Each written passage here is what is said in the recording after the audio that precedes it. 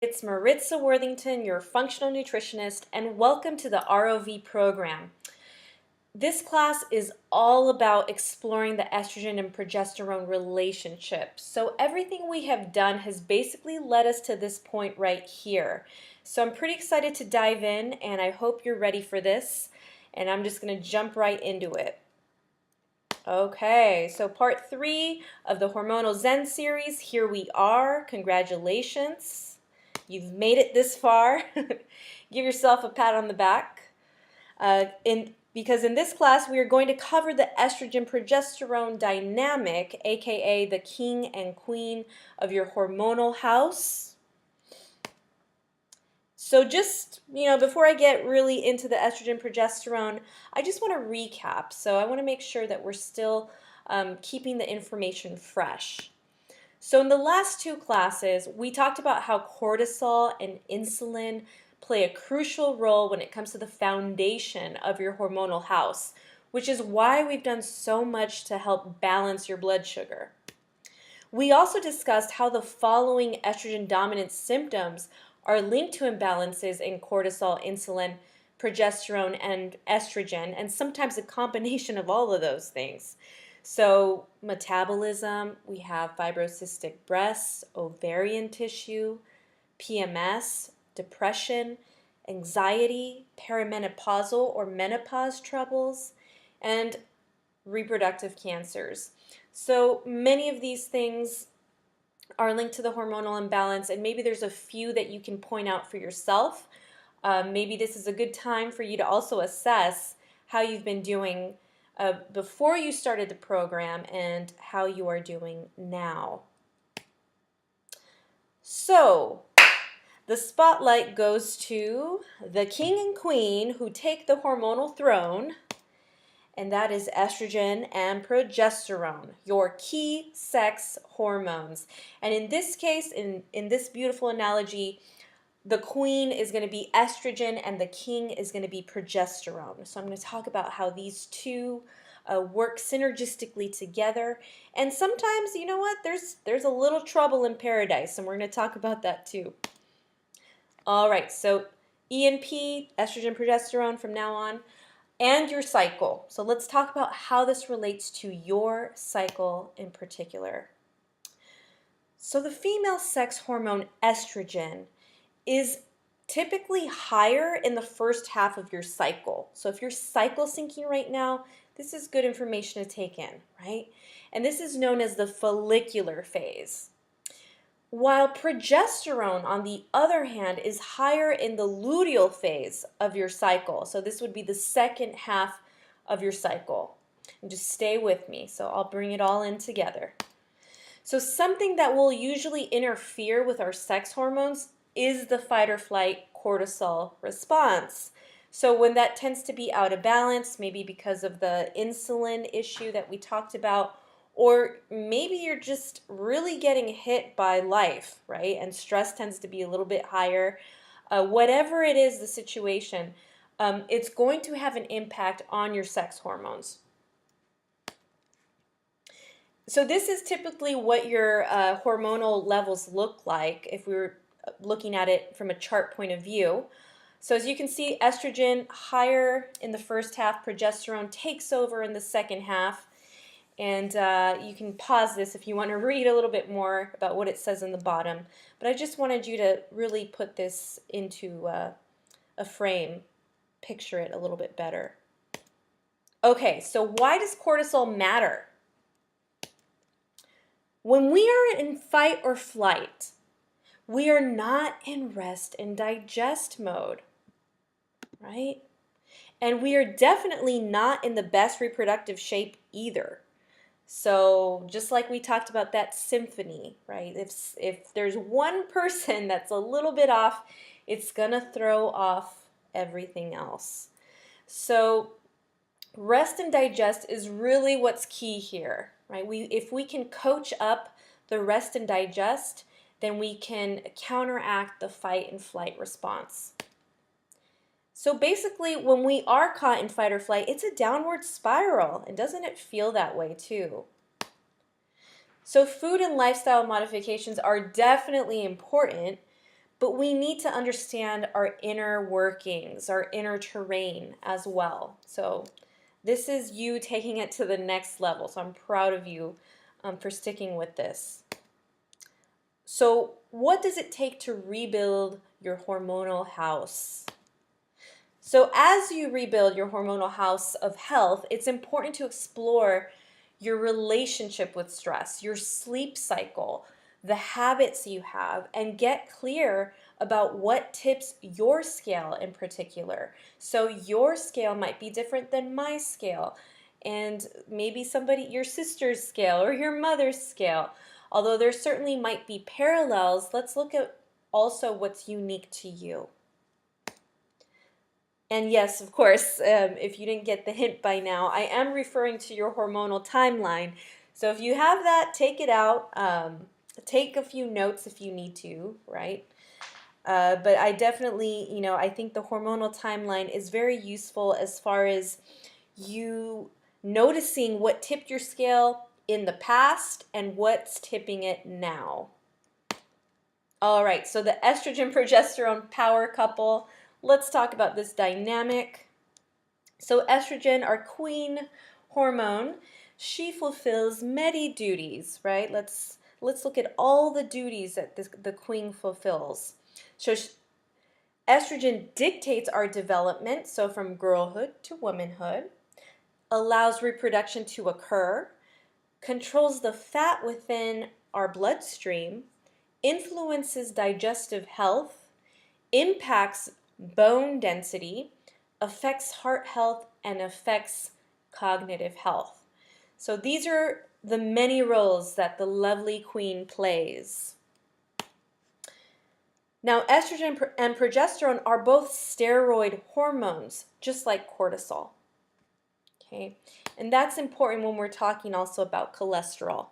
So low cholesterol will affect healthy hormone production at a root level, right? We need our cholesterol to be optimal, and it basically leads to impairments. So cholesterol, side note here for any of you that might be a little curious, and maybe you're going to book that next doctor appointment just to check out some of your levels. This is good information to know. So women tend to live longer and healthier with slightly higher cholesterol as long as triglycerides are low or in check. So here's what to really look out for. Okay, so a total cholesterol 180 milligrams per deciliter. Anything below 150 is of concern. And triglycerides should be at below 100 or 90 milligrams per deciliter.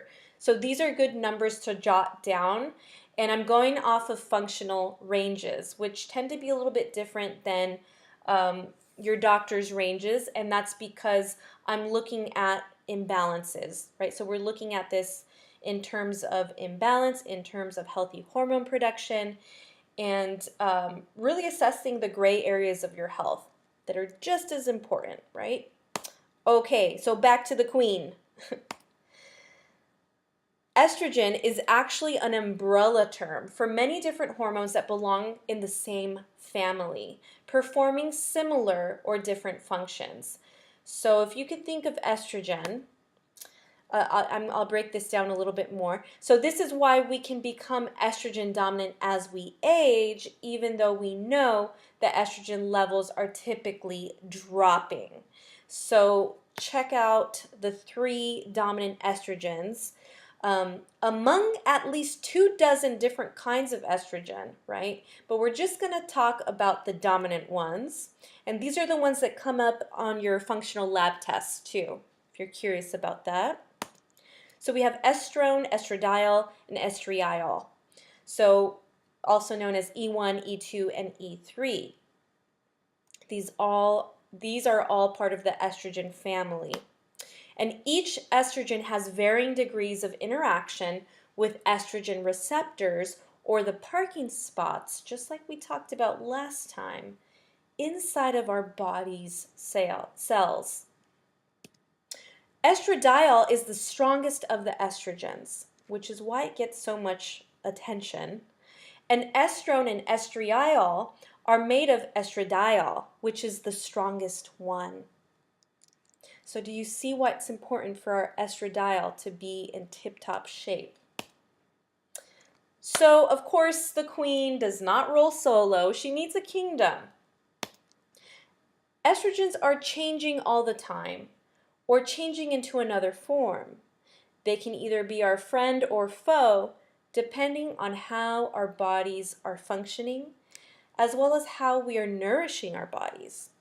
Right? So this could be the difference between cancer preventing versus cancer promoting. So what sort of conditions are you promoting? The ovaries are the primary site for the production of estrogen, but the fat cells can also produce estrogen as well as the adrenal glands, like we talked about last class. So there's several production sites. So basically, you can make estrogen hormones even when ovaries are gone or no longer producing as we age. So the goal is not to completely eradicate estrogen hormones, but rather make sure that they are working harmoniously with progesterone and testosterone, and mostly progesterone here, right? So that's the whole highlight. Okay, which brings me to progesterone, the king. For women, progesterone maintains the uterus and gets the body ready for pregnancy. So this is its core primary function. But guess what? It also plays a role in mental acuity, promoting mental stability, calmness, and fostering healthy sleep patterns. So some of you who might be having trouble sleeping lately, this could be a little red signal going off in your mind. Okay, so let's keep up. When progesterone decreases, which it naturally does as we age, there might be sleep or mood disturbances that follow. Okay, some of you may or may not be nodding your head. Which leads us also to estrogen pollution. Okay, so even if estrogen levels are falling as we age, estrogen dominance pollution can still occur, and it oftentimes looks like this. So a variety of different symptoms. There might be 2 or 3 that really speak to you, right? And those, I encourage you to keep focusing on those because this is part of the healing process. And throughout the cleanse, you should be feeling a shift with many of these symptoms. Okay, moving on. The EMP power couple. So this power couple exists in a delicate balance, as you can see. In women, progesterone balances estrogen, and in men, testosterone balances estrogen. So this is where we differ amongst the sexes. So when estrogen starts to dominate, we actually start producing less estrogen. And how does this unruly imbalance happen? Well, I like to think of it as a power struggle. Progesterone is one of the first hormones to decline, and then estrogen, and then progesterone. And if hormones that keep us in balance start to decline, we are going to have imbalance. Progesterone is one of your feel-good hormones, and it drops more rapidly than estrogen, which is why it's more common to see estrogen dominance in women as we age. So if you remember anything from this, and if I could just break this down, remember this. Estrogen and progesterone create their own balancing scale within your body. Progesterone balances estrogen and can help balance overall hormonal expression. So we want to make sure that these two are flowing when they're dancing, right? That there isn't any trouble in the tango. So this is kind of a nice way to think about it. And we want to make sure that we know our levels when it comes to estrogen and progesterone because that is unique to the individual. So the good news here is If we feel out of it, there is still something we can do to restore balance, which I hope is something that you've been seeing and noticing with the cleanse. We can create change, we can create better habits, and we can modify our choices. So this is what it means to reclaim your power. Our bodies have the innate capabilities to detoxify excess estrogens that it does not need or has already utilized. So we have this function built in within us. It's a natural mechanism that we are totally capable of. It's just a matter of tapping into that, which is why detoxes can be so incredibly powerful, because it's an opportunity to show your body something new, right? And it's a way to tip the scale. Which brings me to self-check-in time. Okay, so it's time to check in. How have you been doing? Where are you on the detox journey at this point? What can you further tap into today? How can you continue to use the tools, recipes, and resources in a way that feels true to you? And if you are experiencing gas, bloating, constipation, challenges with sleep, this could be a sign that your body needs baseline support, or maybe even that things are starting to shift. Okay, so I want you to pay attention to what you are feeling. And be gentle with yourself and come back to things if you need to. So sometimes we can't do everything on the cleanse. But the beauty of this is that you are equipped. You do have 60 plus recipes to go to, and you have protocol support if you need it, right? I provided that as well. And my last question, and this one's actually really important, is are you breathing? Okay, so there's a lot to take in, but let's start with the breath. And like I like to say, don't stop believing or breathing, right? Sometimes literally 1 moment of breath is all you need in the morning, or before a meal, after a meal, before that meeting, after a stressful scenario. That one breath can be so therapeutic and could help us tap right back into mindfulness. And speaking about breathing, pranayama breathing can be very therapeutic for hot flashes, anxiety, panic attacks, or moments of overwhelm. And especially in regards to hot flashes, there is solid research on the positive effects of this technique. So if you're not familiar with it, I highly recommend that you check it out. You can YouTube it. It's a great technique and it's proven, right? There's great research to support its benefits. Okay, so beyond the cleanse, let's start thinking beyond the cleanse just a little bit. So as you move through the last part of the cleanse and get caught up with your busy life again, remember that you can still do healthy in a hurry. Okay, I do it all the time. My meals aren't always super exotic, and I find ways to keep it practical if I am busy with the several tasks it takes to run a business. And one of my secrets is that I honor the non-negotiables, no matter how busy I get. And that could be my lemon water in the morning, alkalizing in the morning. It could be my B vitamins. It's usually my probiotic. It's a mix of things that I have made non-negotiable because I know how important they are. So listen to your body and see what things you might need to fine-tune. Can you attribute signs and symptoms to something you're eating or doing? Right? These are just reflection questions, so feel free to jot these questions down and come back to them if you need to. And this is where the FMP journal is a really handy tool. So the FMP is not meant to drive you crazy, right? It's meant to help you get more intuitive and curious and perhaps ask yourself and myself and the group better targeted questions. And I just want to mention, I still do the FMP. So sometimes when I feel like my habits might be getting a little off track, I like to check in just because I know that I don't remember everything. And when I journal, I am in more of a reflective state. So that can be a very powerful tool. And last but not least, narrow down your non-negotiables.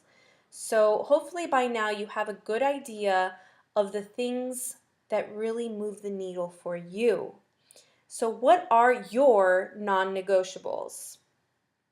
And I just also want to mention, since I know that hormones are basically the spotlight of this entire program, it's important to look at those B vitamins, make sure that magnesium intake is optimal because that helps metabolize estrogen a lot faster. And if you need some more support, I highly recommend that you look at the medicine marketplace where I've listed some of the supplements that are best suited to meet hormonal needs. So I highly recommend the DIM detox supplement as well as the probiotic supplement that has been tailored for hormonal imbalance. And I believe there's also a passion flower remedy. So a combination of these supplements have been highly effective in my practice, and I've seen great results with, which is why I'm recommending them in my marketplace. Okay, so on the next slideshow, I'm actually going to wrap this up. I don't want to overwhelm with information, so hopefully this was a great bite-sized chunk for you. On the next, we will discuss why women from across the world are more prone to depression than men, how hormonal imbalance influences your mood, behavior, and emotional processes. Just so you know, there is a reason why being hormonal is associated with being emotional and with being a woman. Okay, so we're going to talk a little bit more about that. We're going to also discuss the best hormonal herbal remedies to include for increased stress resilience and hormonal equilibrium. So that'll be exciting. And we're going to talk about what you need to know about hormonal replacement therapy. And last but not least, how to take your hormonal healing to the next level. So I'm going to dive into each and one of these topics a lot deeper in the next class. And I hope that you enjoyed this bite-sized chunk, this dose of medicine, and keep it zen. That's my last piece of advice for you. Keep it zen, and thank you for tuning in. Your friend and your coach, Maritza Worthington.